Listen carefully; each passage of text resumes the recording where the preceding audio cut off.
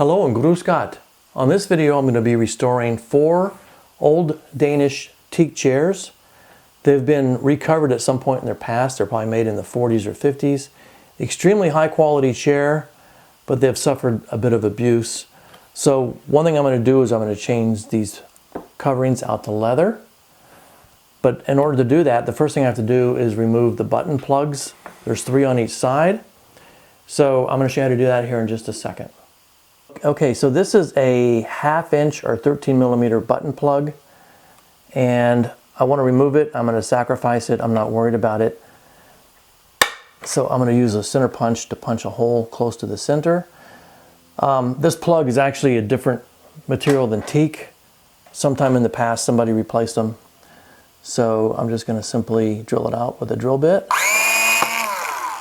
And then I'm going to take a small screw and screw it into there and pull that plug out.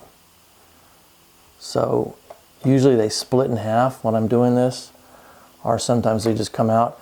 I want to try to avoid damaging the material around it, but some of them have already been damaged, and so I'm just going to do the best I can. So this one in this case is splitting, but it's coming out nice and easy. There we go. Minimal damage around the sides. So I'm going to take all 6 button plugs out, and that'll give me access to taking out the chair cushions and pads so I can have them taken down and refinish them. And at the same time, I will work on this teak to sort of restore it back to a better condition than it is now. So I'll be back shortly. At this step, what I'm going to do is I'm going to take these cushions off, and I'm going to take the chair apart actually, using, in this case, a 4 millimeter wrench. And I'm going to use turpentine and steel wool to clean up all the old surfaces. And then I'm going to apply some Scan Care teak oil and a little bit of Watco teak oil finish. I don't really like using this so much, but since this is so old, I'm going to have to use a little teak oil finish in order to let it soak in and strengthen some of this wood, because it's quite old and a lot of it's been roughly treated, so I want to kind of restore it.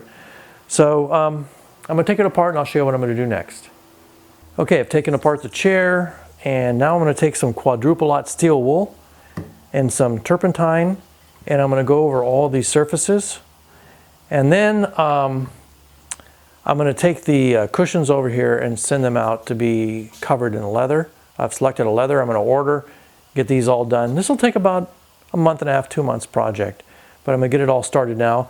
I'll also take this opportunity to find any loose joints and glue them and put them all back together properly. And then once the leather comes in and these get recovered, I'll show you how it's all going to come out when we put it all back together. Okay, it's been about 2 months since we started this project, and what I've done in the meantime was I have ordered some red leather. It's the Dove collection from the Hide House in Napa, California. And then after I got the leather, I sent it out to Giovanni's Upholstery over in Gilbert, Arizona, to have him redo the backs and bottoms. So I just got them back today, and I'm ready to start putting the chairs back together. And I also took the time to really go over the wood on the chairs and make them all perfect and make sure all the glue and everything was fine. So I'm ready to start putting them back together. So we'll put the cushions, the bottoms and backs on, and then we'll come back. At this point, we've put the backs and bottoms on the chairs, and the last thing we have to do is cover up the screw holes, and I'm using mushroom buttons. These buttons are made out of an American wood, and they're American sized because I can't get metric and I can't get teak plugs. So this is what I'm going to go with, and I'll show you how I put it in. This is a wax stick. This is teak color. This is made so that you can repair small imperfections in teak. So what I'm doing is actually using the wax. So I take it and I heat it up with my fingers and ball it up, and I stick it to the back of the mushroom button, and then I'll show you how I installed it onto the chair. Okay, so I've put a piece of wax on the back of this button. So what I do is I stick it in here and try to twist it to line it up. And it's not seated all the way in, so I take a leather mallet, tap it in real good like that till it's seated, and that should be good. Now I'll come back and put some teak oil on here and then that'll be finished. So I've already done a couple of chairs. I'll step over and show you what they look like. They came out really awesome. So here's 2 of the 4 finished chairs. They look really, really great. The red color of the leather matches really well with the Karastans. And we have this whole Karastan color scheme throughout all of our house. So these are basically how they look when they're finished. And these were, I think, made in the 50s, probably by D-Scan with an Arnie Vodder design is the best I can figure out. Beautiful chairs, beautiful quality.